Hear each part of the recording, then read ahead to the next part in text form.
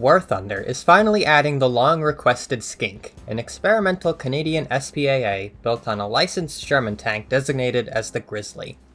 This was a much-needed addition for Britain, who've long lacked a decent SPAA between the Crusader AA and Falcon.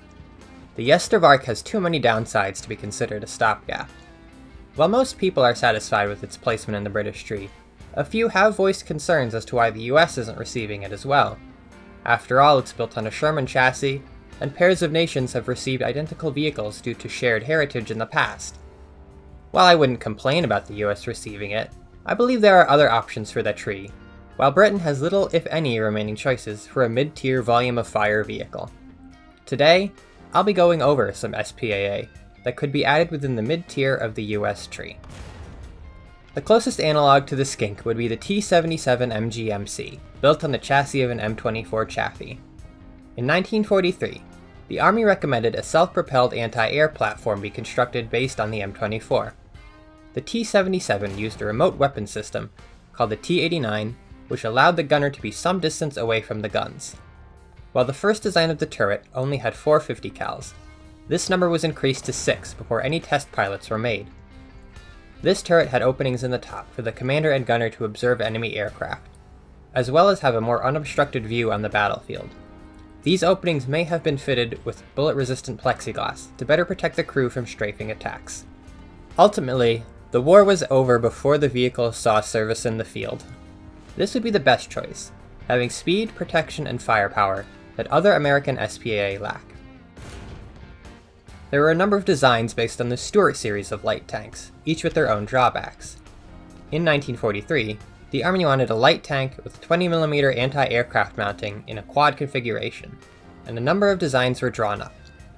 Both dual and quad configurations were experimented with, as were a number of 20mm guns.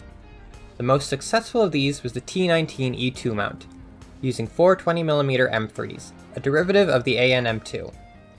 This was placed on a modified M5 Stuart chassis and was sent for testing. This vehicle was known as the T-85E1.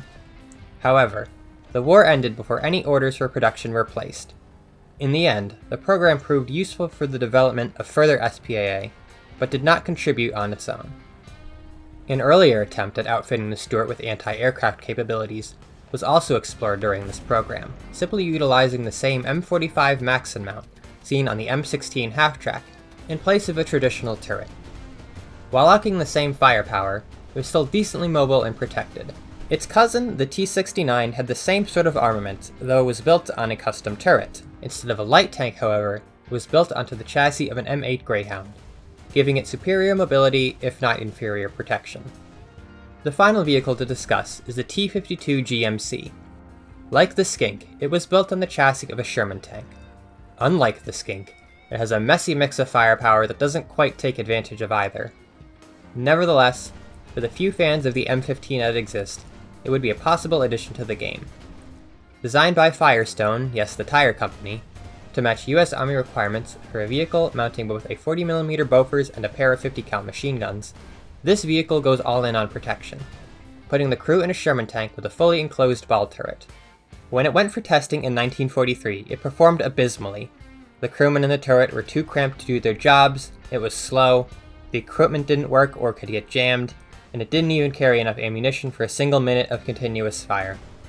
While the T-52 failed in real life, ergonomic issues don't exist in video games, so it at least has some potential.